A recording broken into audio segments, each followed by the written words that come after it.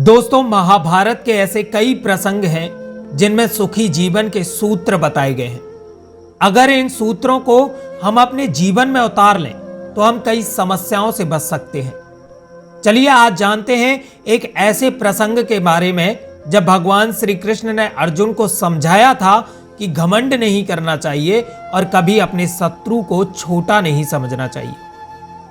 जब अर्जुन और कर्ण के बीच युद्ध हो रहा था तब दोनों ही योद्धा अपनी पूरी शक्ति से लड़ रहे थे।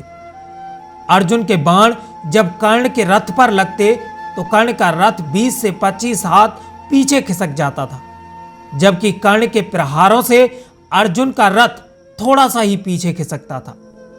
जब कर्ण का बाण अर्जुन के रथ पर लगता तो श्री कृष्ण उसकी प्रशंसा करने लगते, लेकिन अर्जुन के प्रहारों पर भगवान श्री कृष्ण चुप रहते थे। श्री कृष्ण के मुख से कर्ण की प्रशंसा सुनकर अर्जुन से रहा नहीं गया। अर्जुन ने भगवान श्री कृष्ण से पूछा, हे केशव, जब मेरे बाण कर्ण के रथ पर लगते हैं तो उसका रथ बहुत पीछे खिसक जाता है, जबकि उसके बाणों से मेरा रथ थोड़ा सा ही खिसकता है। मेरे बाणों की अपेक्षा कर्ण के बाण बहुत कमजोर हैं, फिर भी आप उसकी प्रशंसा कर रहे हैं, ऐसा क्यों? तब भगवान श्री कृष्ण ने जवाब दिया, हे पार्थ, तुम्हारे रथ पर मैं स्वयं बैठा हूं। ऊपर ध्वजा पर हनुमान जी विराजित हैं। रथ के पहियों को स्वयं शेषनाग ने पकड़ रखा है। इन सब के बावजूद जब कर्ण तुम्हारे रथ पर प्रहार करता है तो तुम्हारा रथ पीछे खिसक जाता है। इसका मतलब यही है कि उसके बाण कमजोर नहीं है। तुम्हारे साथ मैं स्वयं हूं और कर्ण के साथ सिर्फ उसका पराक्रम है, फिर भी वो तुम्हें कड़ी टक्कर दे रहा है।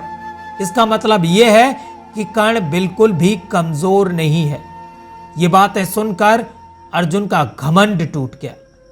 इसलिए दोस्तों कहा जाता है कि कभी भी घमंड नहीं करना चाहिए, क्योंकि आपने कई उदाहरण ऐसे देखे हैं जिनमें घमंड कभी किसी का नहीं रहा। तो इसलिए जिंदगी में कभी घमंड ना करें।